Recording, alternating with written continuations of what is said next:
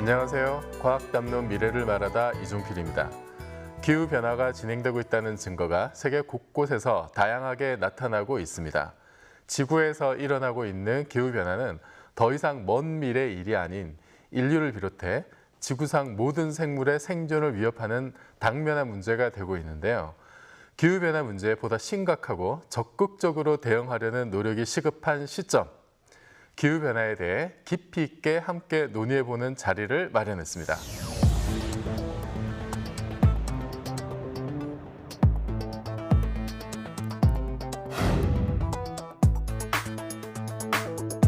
뭐가 우려가 됐냐면 이산화탄소가 점진적으로 변화하더라도 지구의 기후는 어떠한 특정한 선을 넘으면 급변할 수 있다.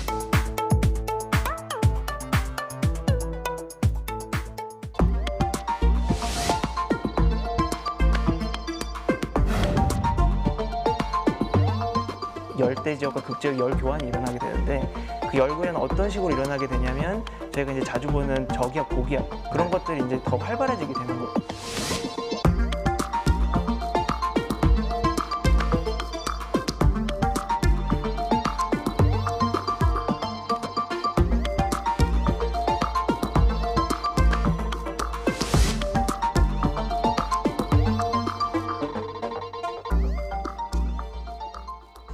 오늘 자리를 함께 해주신 분들 소개해드리겠습니다. 먼저 포항공대 환경공학부의 국종선 교수님 나오셨습니다. 안녕하세요. 네, 안녕하세요. 네. 그리고 전남대 지구환경과학부의 함유근 교수님 나오셨습니다. 안녕하세요. 안녕하세요. 네.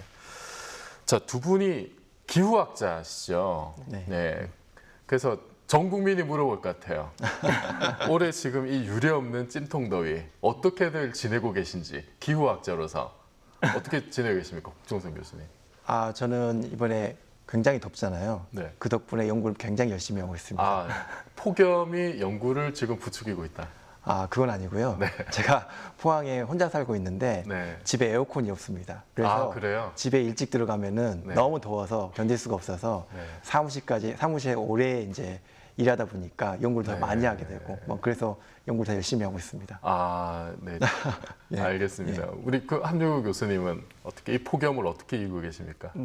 저도 굉장히 덥게 지내고 있죠. 근데 이제 덥다는 말로 이제 덥다 이런 말로 좀 부족한 것 같아요. 그래서 네. 저희 6살짜리 딸아이가 있는데 딸아이가 하루는 그런 말 하더라고요. 이게 몸이 다 녹아버려가지고 젤리가 돼버릴 것 같다고. 예. 그 정도로 좀 덥게 지내고 있습니다. 아주 정확한 표현이네요. 근데 기후학자로서 지금 이 유례없는 폭염을 보는 좀 시선이 남다를 것 같은데요. 왜 이런가요, 도대체? 일단 대기학적으로 폭염은 굉장히 키 큰 그러니까 고기압이 굉장히 장시간 이제 한반도에 머물면서 이제 발생하는 현상이라고 네. 말씀을 드릴 수가 있겠습니다. 그래서 이제 여러분 일기예보 같은 거 보시면 이제 저기압이 오면 이제 비가 온다고 얘기를 많이 하고 고기압은 반대로 이제 비가 안 오고 구름이 걷히는 이런 현상이 나타나게 되는데 이제 폭염은 이제 고기압이 굉장히 오랫동안 발달해 있는 상황에서 이제 구름 같은 게 없고 그렇기 때문에 태양 입사량이 굉장히 폭발적으로 늘어나면서 생기는 현상이거든요. 지금 고기압이 이제 근 한 달 동안 한반도 근처에서 계속 머물고 있게 되는데 이거는 이제 지역적으로만 볼 수 있는 게 아니라 전지구적인 현상으로 좀 봐야 됩니다. 네. 그러니까 이미 많은 기사들이 언급하고 있지만 한반도뿐만이 아니고 일본이나 미국 서부나 유럽이나 굉장히 북반구 여러 나라에서 이제 폭염으로 이제 어려움을 겪고 있거든요. 그래서 전지구적으로 좀 이해를 하다 보면 이제 기후학자들이 이제 어느 정도 얘기하고 있는 것은 그 아열대 이제 북서태평양에서 굉장히 이제 강한 대류 활동이 지금 일어나고 있는데 대류 활동과 관련돼서 한반도에는 이제 하강 기류, 그러니까 그 아열대 서태평양에서 상승 기류와 그것에 상반돼서 이제 나타내는 하강 기류 굉장히 이제 강하게 나타나면서 이제 고기압이 굉장히 오랫동안 이제 지속할 수 있게 됐다.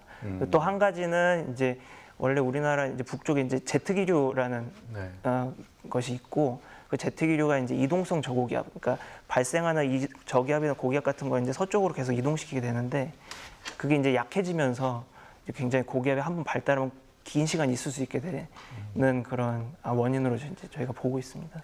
그러니까 말씀하신 게 이제 북서 태평양 쪽에 뭔가 좀 이상이 생긴 건가요? 방금 말씀하신 대로라면은? 그러니까 이 열대 지역에 항상 대류 활동이 있잖아요. 대류 활동이라는 것은 이제 그쪽에 이제 비가 많이 있는 현상인데, 그러면 우리가 이제 고등학교 때 배운 헤들리 순환이라는 게 있어가지고 네. 열대에 또 상승 운동이 있으면 하강 운동이 있어가지고 네. 그래서 이제 고기압이 아열대 고기압이 생기는 건데 그 중에 대표적인 게 북태평양 고기압이고요. 근데 이제 여름철 우리가 보면은 북태평양 고기압의 경계에 있으면 네. 남풍이 불어서 비가 많이 오면 그게 장마가 만들어지는 거고요. 네. 그게 좀 더 진행이 되면 북태평양 고기압에 우리나라가 북태평양 고기압의 중심으로 들어오게 되면은 그게 이제 무더위가 8월 무더위가 보통. 그렇죠. 네. 7월 말부터 8월까지 장마가 끝나고, 근데 올해는 이 열대 지역의 대류 활동이 이상적으로 강해가지고 네. 당연히 그거에 대한 결과로 우리나라가 북태평양 고기압 중심에 있어야 되고, 그러면 바람이 안 불고 일사가 강하니까 이제 무덥게 되는 거죠. 네. 근데 우리가 이제 이거를 이제 단편적으로 현상적으로는 그런데 이걸 좀 더 이제 긴 관점에서 보면은 네. 우리가 생각하기에는 우리나라는 올해만 약간 좀 제일 더웠다고 생각하지만 북반구 전체 온도를 보면은 매년 기록을 갱신하고 있거든요. 여름철 네. 온도가 지금 기록을 갱신하고 있다는 거예요. 네. 네. 그러니까 이거는 전체적인 기후 변화의 흐름과 연결이 되어 있다. 그러면은 사람들이 또 궁금한 게 올해만 이렇게 덥고 많은 게 아니라 이게 지금 정말로 기후 변화가 원인이면 내년, 내후년 계속 지금 이런 더위 속에서 살아야 되나? 이게 또 큰 관심사거든요. 지금 말씀하신 대로라면 그럴 가능성이 높다는 건가요? 그러니까 매년 조금씩 그러니까 기후 변화 혹은 지구 온난화에 의해서 조금씩 더워지고 있는 건 사실인데, 네. 사실 저희가 그 차이를 작년과 올해 그렇게 크게 느낄 수 있는 건 아니고요. 예를 들어 내년 여름이 올 여름보다 더 시원할 수도 있습니다. 지구 온난화가 계속 되고 있긴 하지만 그 지구 온난화에 의한 온도 상승이 그렇게 1년 만에 저희가 체감할 정도로 큰 건 아니기 때문에. 네.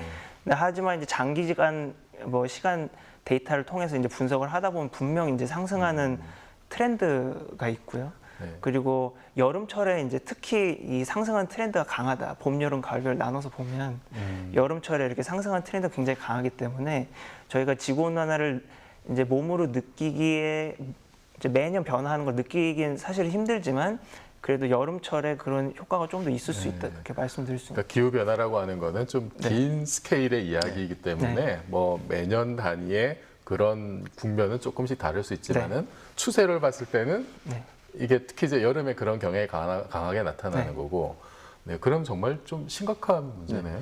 그걸 좀 이렇게 이해하면 좋을 것 같아요. 지금 올해만큼 더웠던 게 사실은 기억하실지 모르겠지만 94년이에요. 그러니까 한 약 25년 만에 더위가 왔거든요. 근데 이런 기후 변화의 추세가 이제 계속되면은 이런 25년 만에 이렇게 강력한 더위가 왔던 게 이제 15년 만에 한 번, 10년 만에 한 번, 이런 이 발생 주기가 짧아지는 거죠. 그러니까 더 우리가 이런 강력한 더위를 맞을 확률이 늘어나고 있는 거죠. 그렇군요. 그러면은 정말 이거는 발등에 불인 문제네요. 그러면 지금 이 지구 온난화가 뭐 이제 기정사실이라고 하면은 이거 가지고 지금 우리가 그 지구에서 보고 있는 여러 가지 온갖 그 이상 현상들 있잖아요. 뭐 올 여름 폭염도 있습니다만 겨울에는 한반도가 시베리아보다 더 춥고 이제 이런 일도 벌어진단 말이에요. 그리고 그 8월에는 우리 이제 뭐 장마도 뭐 옛날 같지 않고 갑자기 8월에 뭐 기습적인 폭우가 쏟아진다라든지 이런 것들도 그러면은 결국 지구 온난화의 영향이라고 할 수 있는 건가요? 저는 그렇게 생각을 하고 있습니다. 왜냐하면 기후 변동과 변화가 있는데 이게 이제 독립적이지만 기후가 변하면 이 변동이라는 것도 바뀔 수가 있거든요. 예를 들어서 진자가 이렇게 돌고 있는데 어떤 상태가 바뀌면 진자의 폭이 늘어날 수도 있거든요. 근데 지구 온난화는 이 기후 변동이라는 진자의 폭을 더 크게 해주는 것으로 지금 한 것이라는 이제 과학적인 이제 증거가 제시되고 있는데요. 그 애가 이제 지구 온난화라고 하는데 겨울에는 엄청 이제 추운 경우가 많거든요. 특히 이제 북미 지역 보면은 계속 추웠거든요. 저희가 이제 최근 이제 거기에 대해서 많은 연구를 했는데, 근데 이제 그 중에 가장 원인 중에 하나가 북극의 온난화 때문이다. 그러니까 북극이 따뜻해지면 중위도가 오히려 이제 추워진다는 연구가 최근에 이제 대부분 어느 정도 이제 동의가 된 상태인데요. 그럼 저희가 이제 어느 정도는 이해할 수가 있어요. 왜냐하면 여름철이 엄청 이제 덥잖아요. 우리나라뿐만 아니라 북반구 전체가 덥기 때문에 그러면 북극 지역의 온도가 증가하게 됩니다. 그렇기 때문에 무슨 일이 벌어지냐? 북극의 해빙이 많이 녹게 되겠죠. 해빙이 많이 녹으면 겨울철에는 이제 대기가 춥기 때문에 그 해빙이 녹은 거를 상쇄시키기 위해서 이제 다시 얼리기 위해서 에너지를 많이 쓰게 되는데 근데 그렇게 되면은 북극이 온난화가 되는 거죠. 여름철에 온도 상승 때문에 북극의 해빙이 높고 그렇기 때문에 겨울철에 이제 북극해의 온도가 올라가는 거죠. 그럼 그 결과로서 중위도가 추워질 수 있는 거죠. 그러니까 전체적으로 기후 변화에 의해서 이런 이제 기작을 메커니즘을 설명할 수가 있게 되는 거죠. 네. 그러니까 지금 우리가 뭐 여름에는 아프리카보다 더 덥고 겨울엔 시베리아보다 더 춥고 이런 것도 결국은 뭐 한두 단계를 건너보면은 결국 그 지구 온난화에 의한 직간접적인 영향이다. 어느 정도 설명할 수 있는 설명할 거죠. 수 있다. 네. 그러면은 자 지금 이제 2018년 지금 올 여름 완전 전지구적으로 난리가 났습니다만 이렇게 폭염 말고 좀 전반적인 어떤 지구 환경 변화, 지구 온난화에 의한 뭐 어떤 그것에 의한 뭐 어떤 생태계 변화 이런 게 있을까요? 예, 기후변화의 결과는 네. 굉장히 다양한 방식으로 나타나는데요. 그러니까 예전에 이제 사람들이 생각할 때는 단순히 지구가 기온이 올라가는구나 이렇게 생각을 했는데, 근데 이제 연구가 진행되면서 다양한 방식으로 이제 환경에 영향을 주는 걸로 알려져 있는데요. 첫 번째가 이제 해수면이 상승하는 거고요. 해수면, 우리가 네. 해수면의 상승이 굉장히 이제 작게 상승한다고 생각하지만 사실은 가장 좋은 예가 과거 이제 빙하기 때 12,000년 전 빙하기 때 그 서해안이 없었습니다. 우리 한반도에? 한반도에 서해가 없었습니다. 그럼 중국하고 연결되어 있었습니다. 네. 그리고 일본도 육지였습니다. 육로로 육지로 연결되어 있습니다. 음, 그러니까 그만큼 해수면 폭이 이제 그때 지금보다 120m가 낮았거든요. 120m나요? 예. 예. 그러니까 그 정도로 이제 폭이 큰 거죠. 그러니까 우리가 이제 남극이나 그린란드에 육빙이 굉장히 많거든요. 육빙이 다 녹게 되면은 지금보다 해수면 온도가 120m 정도 올라갈 거라고 이제 해수면 예측하고 높이가 있습니다. 120m 예. 올라간다. 그러면 생각해 보시면 우리나라 그 해안가에 120m 올라가면 어떠한 일이 벌어질지 지금 상상이 안 가는 거죠. 예. 실제로 태평양의 어떤 산호섬에서는 이 바다가 잠기고 있어가지고 지금 벌써 이제 이민을 가기 시작했습니다. 예. 그래서 이제 기후 난민이라는 단어가 이제 생기기 기후 난민. 생기기 시작했고요. 예. 그 다음에 또 이제 되는 게 이제 이상 기후가 늘어나니까 예. 또 이게 굉장히 비가 필요한 부분에 기후 변화가 되면 비가 필요한 부분에 많이 오고 예. 비가 좀 적었은 분에 비가 좀 적게 오면 좋은데 예. 이게 조물주의 장난인지 기후 변화가 되면은 비가 불필요한 곳에는 더 많이 오고 비가 필요한 부분에서는 더 건조해지고 이런 상황이었대. 특히 우리가 살고 있는 육지는 다 많이 건조해지거든요. 그래서 그래서 예를 들어서 이제 지금 시리아 난민이 좀 심각하잖아요. 네. 그것도 물론 내전에 의한 거라고 생각을 하고 있지만은 많은 과학자들이 이야기하는 건 그거는 이제 기후 난민이다. 기후 난민이다. 왜 내전이 생겼냐면은 그쪽에 가뭄이 계속 이렇게 지속되고 있거든요. 최근 몇 년 동안. 예. 그러니까 사회적 갈등이 생겨서 내전이 생기고 그래서 이제 난민이 생긴다는 거거든요. 그러니까 다양한 방식으로 된 거고요. 아니 사실 그 질문을 꼭 드리고 싶었는데 그 오래전부터 사실 그 20세기 중후반부터 이제 그런 그 예측들이 있었어요. 기후 변화가 심해지면 그것 때문에 국가 간 분쟁이 생길 수도 있고 뭐 국내에서도 이런 그런 분쟁이 생길 수도 있다고 그랬는데 지금 시리아가 대표적인 케이스라는 거. 이미 이제 시작되고 있는 거죠. 이미 시작되고 있다. 그리고 매우 흥미로운 연구가 있는데요. 기후 변화는 아닌데 엘니뇨와 라니냐가 있거든요. 네. 엘니뇨는 그냥 바닷물이 태평양에 바닷물이 올라가고 해수면 온도가 올라가고 라니냐는 해수면도 낮아지는 겁니다. 네. 근데 최근에 이제 네이처지에 최근 아니야 5년 좀 됐나요? 네이처지에 매우 흥미로운 결과가 나왔는데요. 엘니뇨 시기에는 아프리카 지역에 내전이 증가한다는 것입니다. 전쟁이 많이 일어나고 어쨌든 상관관계를 본 거죠. 네, 그렇죠. 네. 라니냐 시기에는 내전이 평화롭다는 거죠, 이제. 그 이유를 살펴봤더니 엘니뇨 시기에는 아프리카 지역에 가뭄이 많이 발생하거든요. 네. 그러니까 사회 갈등이 야기되는 거죠. 그러니까 이 기후 전쟁이라는 이제 단어가 이제 더 이상 이제 생소한 단어가 아니게 된 거죠. 그러니까 지금 얘기를 듣다 보니까 지금 기후 변화 문제가 이건 정말 국가 안보와 국민 생명에 완전 직결되는 그런 문제라는 생각이 들고요. 그러면은 이게 지금 영화를 보면은 뭐 인터스텔라도 보면은 미래의 지구가 굉장히 황폐해져가지고 막 난리 나잖아요. 또 이제 투마로우라는 영화 보면은 그 갑자기 엄청나게 기온이 뚝 떨어져가지고 이제 재난이 생기고 그런 좀 괴멸적인 상태의 어떤 그 재난, 재앙, 전지구적인 재앙 이런 가능성도 지금 있는 건가요? 그러니까 그런 투모로우는 이제 뭐 만들어진 지 15년도 넘은 영화여가지고 저희가 그때 이제 한창 저희가 그 영화가 이제 나왔을 때 실제로 그게 발생할 수 있는 현상이냐, 가능성이 있는 현상이냐 뭐 이런 것들을 이제 그때 인터뷰도 많이 하고 그래서 저희들끼리 저는 그때 학생이었는데 그때 이제 얘기도 많이 하고 그랬던 것 같아요. 근데 이제 그 투모로우는 기본적으로 원래는 이제 그 대양에 컨베이어 벨트라는 그 굉장히 거대한 해양 순환이 있습니다. 그래서 열대에 있는 해수가 극적까지 올라가서 또 극적에 있는 해수가 또 열대까지 내려오고 이런 굉장히 거대한 그 대양 순환이 있는데 이 대양 순환이 어떤 역할을 하냐면 적도 지역에 있는 그 과잉 공급된 열을 극적으로 이제 이송 트랜스포트 시켜주는 그런 역할을 하게 됩니다. 근데 이제 기후 변화가 되면서 육빙, 그러니까 이제 그 육지에 있던 그 얼음 같은 것도 이제 녹아가지고 이제 바다로 유입이 되게 되면 그 컨베이어 벨트가 깨지게 되거든요.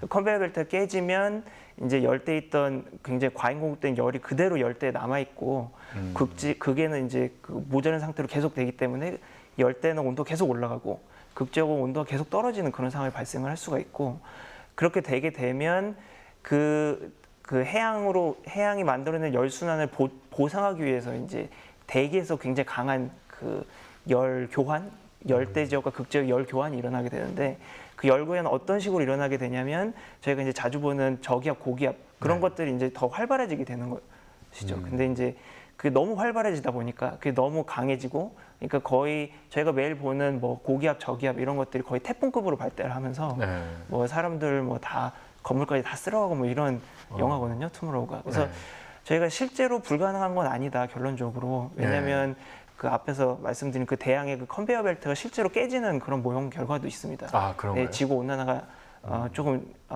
진행이 좀 한 100년 정도 되면 실제로 그게 깨져가지고 대양의 그 거대한 순환이 일어나지 않게 되는 그런 모형 결과도 있기 때문에 뭐 완전히 불가능한 건 아니라고 이제 저희는 생각을 하고 있죠. 그래서 그 글로벌하게 그렇게 지금 이제 그 지구 전체의 어떤 뭐 환경의 변화 이런 것도 지금 관심사긴 하지만 또 우리 입장에서는 지금 한반도가 어떠냐, 한반도에서도 뭐 지금 뭐 동해 수온이 어떻다 뭐 이제 이런 얘기들도 나오고 지금 한반도 기후가 변하는 게 아닌가라는 거는 누구나 체험하고 있거든요. 어떻습니까? 한반도의 기후 변화는? 한반도는 이제 전 지구 평균에 비해서 기후 변화가 좀 더 가속해서 나타나는 이제 지역 중에 하나이고요. 아, 그런가요? 네. 그 중에 하나는 이제 뭐 기후 변화 전적으로 기후 변화 때문은 아니지만 도시에 집중이 되어 있기 때문에 그렇기 때문에 온도 상승폭이 지금 지구 평균 상승폭의 한 2배 정도 돼서 2배나 네, 높은 2배 건가요? 나타나고요. 네. 해수면 상승도 단위에서 높은 걸로 나타나고 있고요. 그러니까 상당히 심각한 수준이네요. 심각하게 나타나고 있죠. 예. 그리고 저희는 그리고 이 녹지가 적기 때문에 이런 이 취약성이 더 강할 수가 있거든요. 취약성이 더 우리나라는 70%가 산지라고 그렇게 배웠는데 녹지가 없다고 하는 거는 도시화가 심해진 도시 집중 현상이 이제 발생하는 도시 거죠. 집중 때문이다. 네.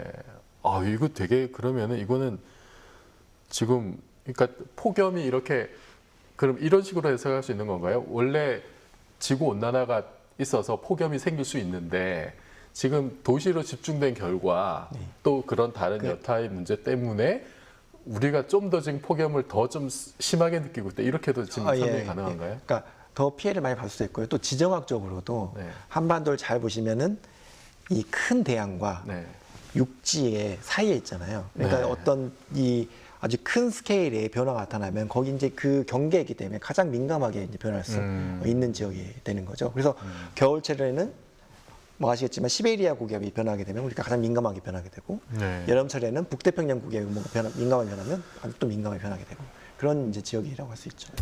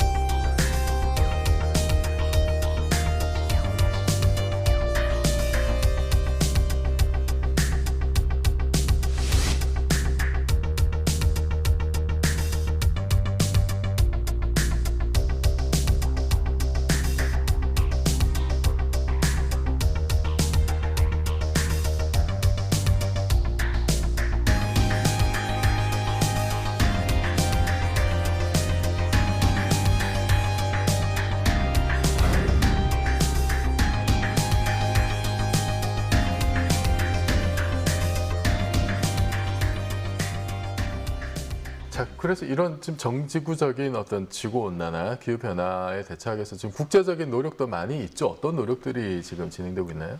그러니까 국제적으로 뭐 97년 교토 뭐 협약, 교토 의정서? 예, 그런 것들도 있고 이제 계속 파리 협약도 있고요. 네. 그러니까 국제적으로 이제 여러 가지 협약들이 이제 이루어지고 있는 것들도 사실이고요.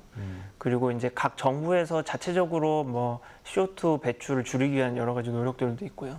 그래서 뭐 얼마 전에 또 이슈가 되기도 했지만 이제 커피숍에서 뭐 유리잔, 네. 뭐 일회용품 줄이기 뭐 이런 것들도 이제 일어나고 있죠. 그리고 뭐 미국 같은 데도 이제 뭐 워낙 이제 미국 이제 가끔 가서 보고 그러면 뭐 재활용도 잘 안 하고 그냥 그런 사실 나라인데 요새는 좀 많이 달라진 것 같아요. 네. 재활용도 하고 그리고 여러 가지 뭐 그 일회용품 사용을 좀 줄이기 위한 노력들도 있고요. 그래서 네. 그 굉장히 긍정적인 방향으로 좀 가고는 있는데 그게 저희가 이제 제 개인적으로 보기에는 좀 불충분하죠. 속도가 좀 더 빨라야 되는데 기본적으로 그런 연구들도 있습니다. 지금 그 일어나고 있는 지구 온난화가 만약에 지금 온실가스가 계속 늘어나고 있는 상황인데 온실가스가 더 이상 늘어나지 않고 저희가 이거를 어떻게 극적으로 협의가 돼가지고 더 이상 늘리지 않는 상태가 되더라도 지구 온난화는 한 100년, 200년 동안 계속적으로 이제 일어날 거라는 그런 연구들도 있거든요. 그러니까 지금 당장 이제 어떤 노력들을 하고 CO2 배출 줄여도 지구 온난화는 이미 시작이 돼서 어떻게 보면 여러 가지 기후 피드백 같은 걸로 계속 이제 그 온도가 상승하는 시기가 한 100년, 200년 더 길어질 거라고 이제 생각을 하고 있는 상황에서 저희가 좀 더 또 적극적으로 여러 가지 대책을 만들어야 되지 않나 그렇게. 지금 그만큼 심각한 상황이라는 말씀이군요. 예. 그 이런 국제사회 노력 중에 사실 제일 좀 주목할 만한 게 파리 기후 협약인데 이 지금 내용이 어떤지 그리고 지금 이제 미국의 트럼프 대통령이 이제 탈퇴하겠다고 지금 했는데 지금 이렇게 되면은 뭐 어떻게 되는 건지 파리 협약이 좀 설명 좀 해주시죠. 파리 협약의 주요 내용은 이제 195개의 이제 그 국가들이 이제 당사국이라고 하는데 국가들이 이제 모여가지고 우리가 이제 목표치를 각각 제시해가지고 이제 기후변화 온실가스 배출을 줄이겠다라는 거거든요. 그래서 우리나라는 2030년까지 원래 저희가 이제 예상했던 게 있는데 그보다 30%, 37% 더 줄이겠다. 이렇게 각각 국가가 약속을 한 거거든요. 자발적으로 쿼터를 그렇죠. 제시를 하고 하는 거죠. 근데 그래서 핵심 내용은 뭐냐면 지구의 온도를 2도 미만으로 산업화 이전 온도에 비해서 2도 미만으로 하겠다. 특히 1.5도까지만 증가하도록 최대한 노력을 하겠다. 이게 이제 핵심 내용이라고 할 수가 있습니다. 그럼 이제 산업혁명이 뭐 18세기나 그때 기준으로 봤을 그렇죠. 때 이제 2도 이상 안 올라가게 하겠다. 근데 지금 벌써 1도까지 올라와 있는 1도 이상 올라가지 않았나요 지금? 예, 지금 1도까지 올라온 상태거든요. 1도까지. 얼마 남지 않았습니다 지금. 근데 왜 트럼프는 이걸 안 하겠다고 한 거죠?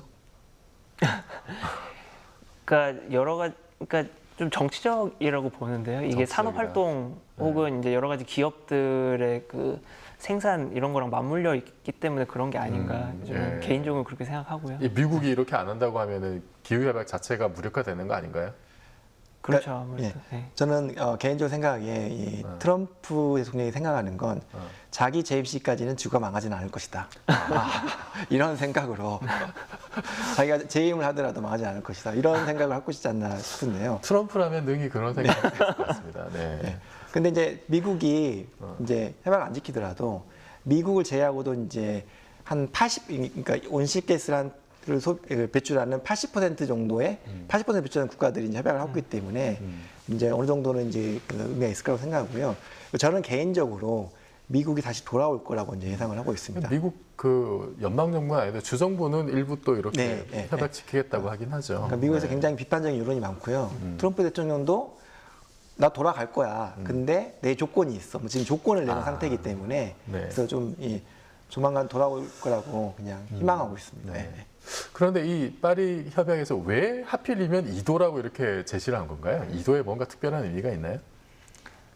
2도는 이제 과학자들이 지금까지 연구를 했는데, 그러니까 예전에 이제 기후 변화는 어떻게 생각을 했냐면 이산화탄소가 조금 점진적으로 증가하게 되면은 지구의 기온, 지구의 기후가 점진적으로 이제 변화할 거라고 이제 기대를 했었는데 최근에 이제 기후 변화에서 좀 더 많은 연구가 되면서 뭐가 우려가 됐냐면 이산화탄소가 점진적으로 변화하더라도 지구의 기후는 어떠한 특정한 선을 넘으면 급변할 수 있다. 급격한 기후 변화가 있을 수 있다. 이런 네. 우려를 지금 내고 있거든요. 아. 그걸 우리가 이제 기후 변화의 티핑 포인트라고 하는데 티핑 포인트. 근데 기후 과학자들이 2도가 되면 그 티핑 포인트가 발생할 가능성이 높아진다. 네. 이 티핑 포인트 발생하면 전 인류에 대한 또는 지구 생태계 전체에 대한 재앙이기 때문에 그걸 막아보겠다는 이제 노력인 거죠.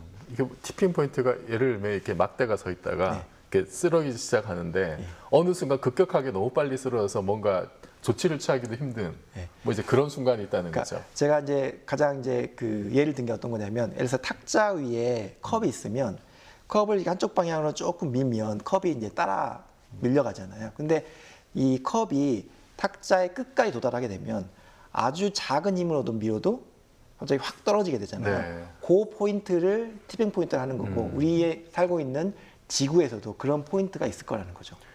지금 그러면은 거의 탁자 끝까지 왔다. 이런 얘기죠 지금. 그러니까 기후 그럴 변화. 가능성이 있다는데 사실은 그거는 아무도 모릅니다. 그걸 알고 네. 있으면은 저희가 이제 대비를 할 수 있을 텐데, 그게 우리가 탁자의 어느 지점까지 왔는지를 잘 모른다는 게 가장 이제 아, 그게 제일 두려운 거죠, 사실은. 얼마 남았는지 모른다. 네. 그게 당장 내일일 수도 있고 내일 수도 있고 200년 후일 수도 있고 그런 거죠, 지금. 네. 이게 모르는 게 무서운 거죠 네. 사실은. 불확실성이 가장 무서운 거거든요. 그리고 그 티핑 포인트가 이제 말씀하셨지만 네. 굉장히 여러 가지 종류가 있습니다. 뭐 극지역에서 나타나는 해빙과 관련해서 나타나는 티핑 포인트, 네. 그리고 이제 육지 그 툰드라 지역에서 나타나는 티핑 포인트, 그런 여러 가지 티핑 포인트들이 있기 때문에 그 티핑 포인트가 각각 일어나는 온도가 사실 현상마다 또 다를 거거든요. 그래서 네. 그런 것들이 일일이 이제 저희가 연구를 해서 네. 뭐 제시하기에는 그 굉장히 미묘한 그 포인트가 될 거기 때문에 그런 부분이 저희가 좀 완전히 이제 예측하기는 좀 어려운 상태죠. 그러니까 뭐 저도 이제 찾아보니까 아까 말씀하셨던 뭐 어떤 해양 컨베이어 벨트라든지 아니면은 뭐 이제 뭐 지금 얼어붙어 있는 뭐 메탄가스 같은 게 네. 갑자기 이렇게 막 많이 네, 나온다든지. 영구 동토층에서. 네, 네. 영구 동토층에 있는 이런 것들이 지금 어느 임계점을 넘어갔을 때 네. 순식간에 이렇게 막 벌어져 가지고 기후 전체가 뭐 인간이 어떻게 할 수 없을 정도로 급격하게 변하는 이런 시기가 올 수 있다는 건데 그게 언젠지는 정확하게 모른다. 근데 대체로 2도일 거다 그게. 2도이면 가능성이 높아진다. 가능성이 굉장히 높아진다. 네. 근데 지금 이미 1도 이상 올라가 있는 상황이다. 상당히 지금 심각한 생각보다 굉장히 심각한 그 상황입니다. 그냥 괜히 그냥 공포를 둔 얘기일 수도 있는데, 사실은 지구가 지금 45억 년을 이제 있으면서 네. 여러 번의 티핑 포인트를 거쳤거든요. 네. 특히 가장 이제 티핑 포인트의 전형적인 예라고 할 수 있는 게 영거 드라이아스라는 시기가 네. 있어요. 1500년 전에 이제 빙하기에서 이제 간빙기로 이제 온도가 상승하는 구간에 어느 순간에 10에서 한 40년 동안 지구의 평균 온도가 4도에서 6도가 떨어진 거예요. 네. 예. 그리고 그렇게 한 뭐 1000년 지속되다가 또 어느 순간에 이 10년 동안 또 4도, 5도 증가했거든요. 그러니까 네. 저희가 지금 기후가 급격하게 변한다고 얘기하는데 그거는 100년 동안 1도 올라간 거거든요. 네. 근데 생각해 보시면은 이 몇십 년 동안 4도, 5도로 가면 엄청난 어마어마하게 올라간 거죠. 올라간 그러면. 거죠. 예. 네. 그러니까 역사적으로도 보면 지구 역사에서 그렇게 급격한 어떤 기후의 변화, 그 티핑 포인트들이 있었고 지금 추세로 봤을 때 앞으로 그런 일이 벌어질 가능성이 많다. 그래서 2도를 넘지 않도록 네. 산업화 기준으로. 네. 그래서 이제 궁금한 게 그러면은 만약에 우리가 지금 그 언제 티핑 포인트가 일어날지 그게 정확하게 이룰지 아닌지 사실 잘 모릅니다만 그거를 좀 그 예측력 이거를 높이기 위해서는 그러면은 예를 들어서 뭐 모니터링을 굉장히 잘한다라든지 옛날에 우리가 확보하지 못했던 데이터를 많이 얻을 수 있다라든지 이렇게 되면은 그러면은 뭔가 좀 예측력이 높아질 수 있는 건가요? 그러니까 그렇죠. 그러니까 여러 가지 그 전지구 모델의 결과들 혹은 이제 전지구 모델이 조금 더 정교해지고 있는 상황입니다. 그런 것들을 좀 더 정교하게 고려하기 위해서. 그래서 예전에는 이제 모형이 굉장히 단순한 시절에는 그 모형이 내보내는 결과가 이제 뭐 바람, 온도, 강수량 뭐 이런 것들, 그러니까 대기 변수들만 이제 그 모델에서 추출할 수 있었어요. 근데 이제 최근에는 어떤 것들을 하냐면 탄소 순환이라고 해가지고 탄소가 배출되고 그게 바다에 또 녹아들고 그게 또 대기를 통해서 그 어떤 지역에서 다른 지역으로 이동하고 이런 것들이 조금 더 복합적으로 이제 모의가 될 수 있는 상황이 됐고 사실은 그 말씀하신 그 티핑 포인트나 혹은 이제 지구 온난화에 따른 온도 상승이나 이런 것도 정교하게 하려면 사실 인간 활동 같은 것들도 이제 예측을 해서 이제 그 모형 안에 들어가야 되거든요. 그러겠네요. 근데 이제 인간의 활동을 예측한다는 것이 네. 굉장히 어려운 일 중에 하나고 거의 뭐 몇몇 시나리오를 가정을 해서 이렇게 대입을 할 수는 있지 않나요? 그러니까 시나리오는 이제 조금 복잡한 얘기가 될 수 있는데, 그러니까 그 시나리오에 의해서 CO2가 늘어나면 CO2에 의해서 나타나는 결과들만 이제 그 모의가 되는 거고요. 근데 제가 말씀드리는 것은 CO2 방출을 하고 그게 그 대기나 해양이나 뭐 생태계까지 해가지고 서로 이제 인터액션, 그러니까 상호작용을 하는 걸 모의하기에는 조금 더 정교하게 모형이 돼야 된다는 거죠. 어떤 그 원인이 있을 때 직접적인 결과를 보는 건 쉬울 수 있으나 그것이 복잡하게 서로 얽혀서 어떤 새로운 어떤 복잡계로서 결과를 내는 거는 사실 좀 따지기 네, 실제 지구가 그런 식으로 이제 작용을 하고 있기 때문에 저는 그 기후 변화의 예측 모형이 지금 굉장히 불확실성이 크고 예측성이 떨어지는데 가장 근본적인 이유는 뭐라고 생각하냐면 우리가 잘 모르는 거죠. 그러니까 제가 무엇을 잘 모르는 거예요? 그러니까 우리가 지구가 어떻게 이 지구의 기후라는 시스템이 어떻게 돌아가고 있는지 잘 모르는 거죠. 그러니까 제가 그걸 아직 잘 모릅니까?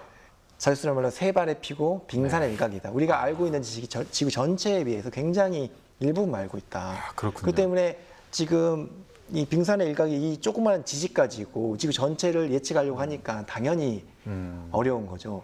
제가 저희 학생들한테 얘기하는데 기상청에서 날씨를 잘 못 맞추는데 그거는 우리가 날씨를 잘 모르기 때문에 그런 거예요. 기상청이 잘못해서 못 맞추는 게 아니고 우리가 잘 모르기 때문에 못 맞추는 거죠. 네. 예. 그러니까 우리가 좀 더 이런 현상의 기후라는 거에 대해 좀 더 잘 이해하려는 노력이 더 필요하다고 생각합니다.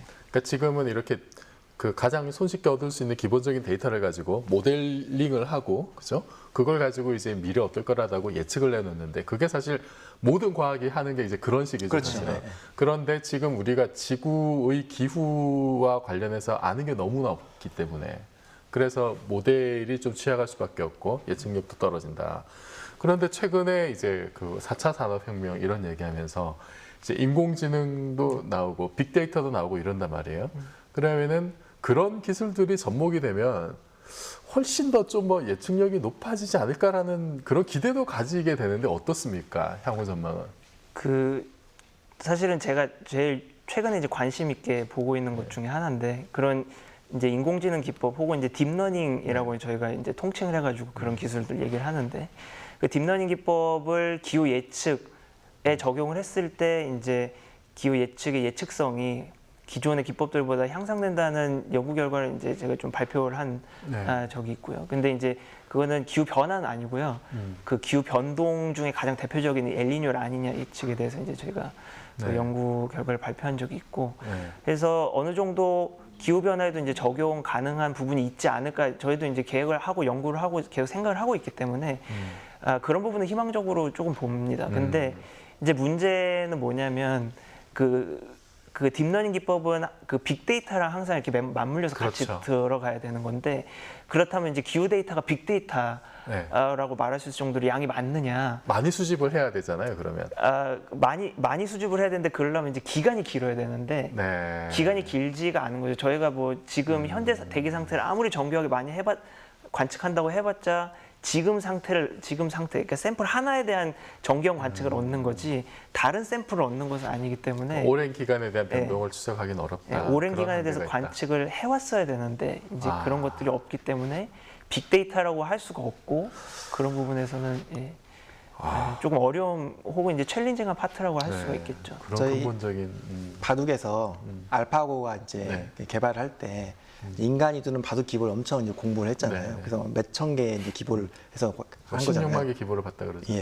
그런데 이제 뭐 이 인공지능이 기후 변화나 기후 예측에 사용되면 굉장히 저는 활용성이 높다고 생각하는데 기본적으로 이제 한계가 있는 게 우리는 지금 여름을 이제 예측하려고 그러면 우리가 관측해온 여름 뭐 아무리 해봤자 인공위성이 이제 80년대 초반에 이제 시작됐으면 거의 한 40년밖에 안 되거든요. 그러니까 40개의 기보 가지고 알파고를 개발하는 거랑 비슷한 거거든요.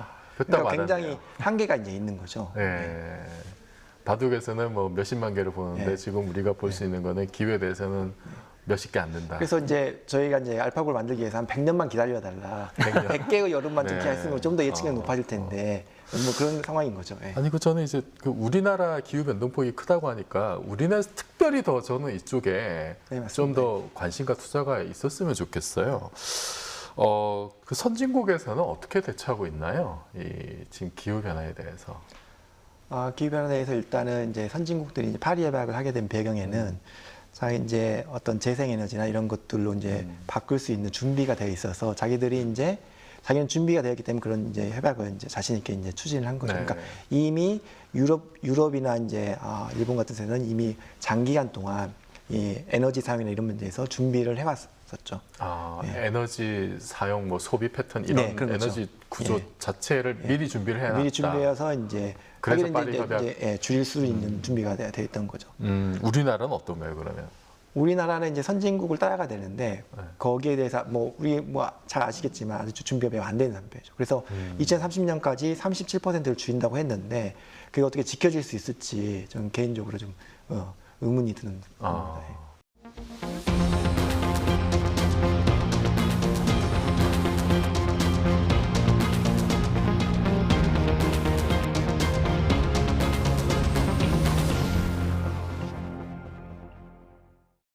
또 하나 궁금한 게 지금 사실 이게 굉장히 중요한 생존과 직결되는 문제면은 이 관련 전문가, 기후학자도 굉장히 이제 좀 많아야 될 것 같고 전문가도 많아야 될 것 같고 모니터링 시스템이나 아니면 이제 예측할 수 있는 뭐 또 모델링 이런 거 하기 위해서 또 좋은 장비도 있어야 되고 그런 게 지금 우리나라 어떤 수준인가요?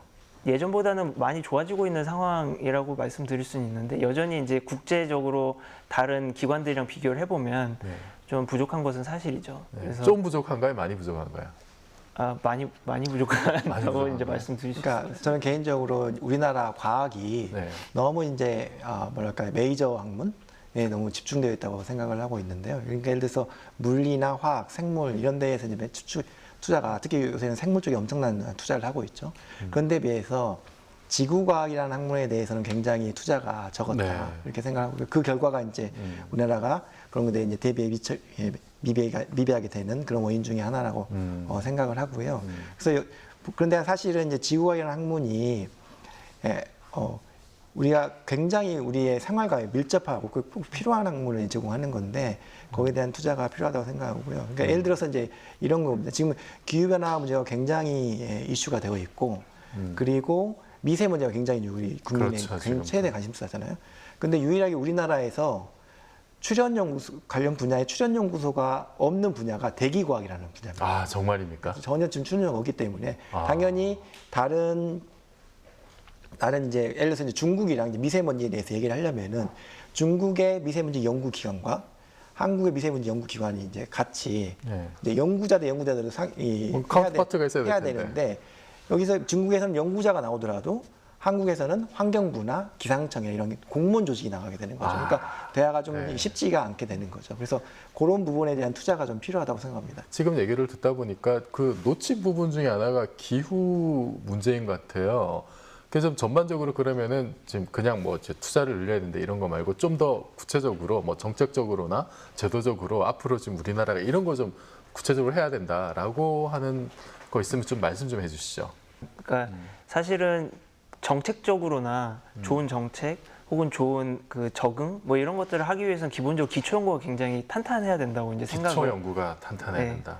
합니다. 그래서 기초 연구가 돼 있어야 이런 지구 온난화가 되면 이런 어떤 어려움들이 있고 이런 리스크들이 존재할 수 있으니까 이것들에 대한 대책 혹은 정책 같은 것들이 필요하다 이런 식으로 이제 방향이 설정이 될 수가 있기 때문에 네. 사실 기초 연구가 굉장히 중요하다고 생각을 하고요. 그럼 지금 우리나라는 기초 연구도 잘 안 돼 있는 상태다 이런 말씀인 거죠.